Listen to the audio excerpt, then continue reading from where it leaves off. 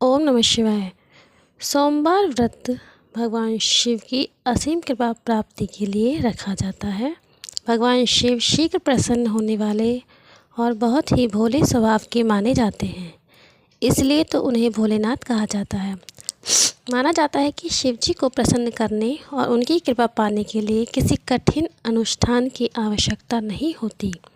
वो अपने भक्त की सच्ची श्रद्धा से की गई आराधना से खुश हो जाते हैं। सोमवार का व्रत रखने व इस दिन से जुड़ी कथा का पाठ करने से जातक के घोर संकट भी कट जाते हैं। तो आइए शुरू करते हैं सोमवार व्रत की यह पावन कथा। बहुत समय पहले की बात है। किसी नगर में एक साहूकार रहता था। उसका घर धन धान्य व सभी सुख सुविधाओं से भरा हुआ था। बस कमी थी तो एक संतान की। संतान पाने के लिए साहूकार हर सोमवार को उपवास रखता था और शिव मंदिर जाकर पूरी आस्था से शिव पार्वती की पूजा अर्चना करता था। उसकी अटूट भक्ति से माँ पार्वती प्रसन्न हुई और भगवान शिव से निवेदन करने लगी, हे स्वामी, आप तो भक्त की पुकार शीघ्र सुन लेते हैं। कृपया साहूकार पर भी दया करें और उसकी मनोकामना पूर्ण करें। माता पार्वती की विनती सुनकर भगवान शिव कहने लगे, हे देवी, हर प्राणी को अपने अच्छे बुरे दोनों कर्मों का फल भोगना ही पड़ता है। यही इस संसार की रीत है। यह सुनकर पार्वती जी साहूकार की मनोकामना पूर्ण करने के लिए शिव जी से हट करने लगी। बहुत समझाने पर भी जब पार्वती न मानी तो शंकर भगवान ने साहूकार को संतान प्राप्ति का वरदान दिया, किंतु उन्होंने यह बालक अल्पायु होगा और मात्र 12 वर्ष तक जीवित रहेगा, ऐसा कहा। उधर साहूकार भगवान शिव व पार्वती की बातें सुनकर आ चुकी थी, इसलिए उसे संतान प्राप्ति का वरदान पाने के बाद भी कोई प्रसन्नता नहीं हुई, किंतु वो अब भी पहले की तरह पूरी श्रद्धा से भगवान भोले की आराधना करता रहा। वरदान पाने की कुछ ही समय बाद साहूकार की पत्नी गर्भवती हुई और 9 महीने के बाद एक सुंदर बालक को जन्म दिया। जब बालक 11 वर्ष का हुआ तो साहूकार ने उसकी मामा को बुलाकर कहा कि इसे काशी पढ़ने के लिए ले जाओ। तुम लोग रास्ते में यज्ञ व दान पुण्य करते हुए जाना। यह कहकर साधु ने खूब धन देकर उनको विदा किया। यहाँ पर दूसरी जगह काशी प्रस्थान के बाद मामा भांजे एक गांव से गुजर रहे थे। वहाँ एक राजकुमारी का विवाह हो रहा था, परंतु राजकुमार एक आंख से काना था।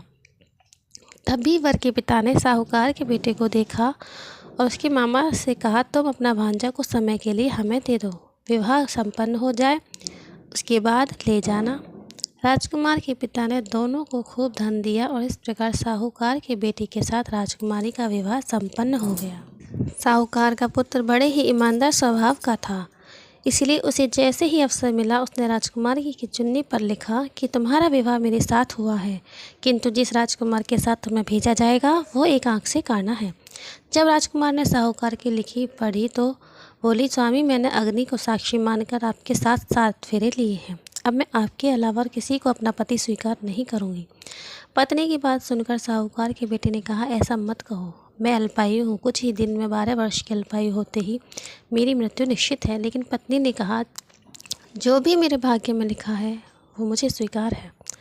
राजकुमारी ने यह बात अपने माता पिता को बताई। इस पर राजा बहुत क्रोधित हुए और उन्होंने अपनी पुत्री को उस राजकुमार के साथ विदा किए बिना ही बारात वापस लौटा दी। उधर साहूकार का बेटा अपने मामा के साथ काशी पहुंचा। वहां जाकर दोनों ने कई यज्ञ अनुष्ठान किए और साहूकार के बेटे ने विद्या ग्रहण करना शुरू किया। जिस दिन बालक 12 वर्ष का हुआ उस दिन भी मामा भांजे दोनों यज्ञ करने जा रहे थे, किंतु अचानक साहूकार के बेटे की तबीयत बिगड़ने लगी। उसने अपने मामा से कहा, मामा, मेरी तबीयत कुछ ठीक नहीं लग रही है। यह सुनकर मामा उसे अंदर जाकर आराम करने को कहा। बालक अंदर जाकर आराम करने लगा, किंतु आज के दिन ही उसकी मृत्यु निश्चित थी, अतः कुछ ही समय में उसके प्राण निकल गए। भांजे की मृत्यु होने पर मामा विलाप करने लगे।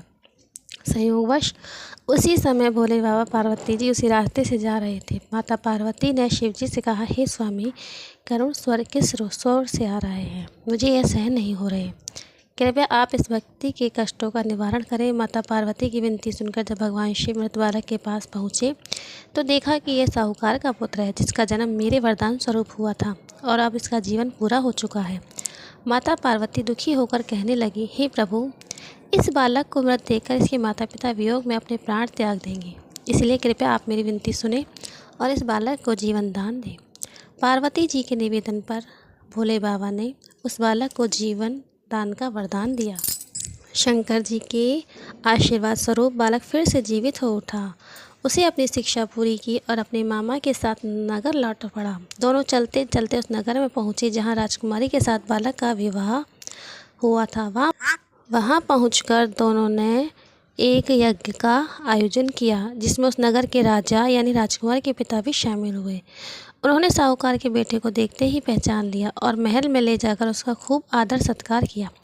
उसके बाद राजा ने अपनी पुत्री को बालक के साथ विदा कर दिया। इधर साहूकार की पत्नी पति कई दिनों से भूखे प्यासे रहकर बेटे के वापस आने की राह देख रहे थे। उन्होंने निश्चय किया कि यदि मेरे बेटे की मृत्यु हो जाएगी तो हम भी प्राण त्याग देंगे। लेकिन उसी रात भगवान भोलेनाथ साहूकार के सपने में आए और कहा, हे साहूकार, मेरे तेरे सोमवार के व्रत करने और व्रत की कथा सुनने से प्रसन्न होकर तेरे पुत्र को पुनः जीवन दान दे रहा हूँ। बेटे के जीवित होने का समाचार पाकर दंपति बहुत खुश हुए और भगवान शिव पार्वती को बारंबार प्रणाम किया।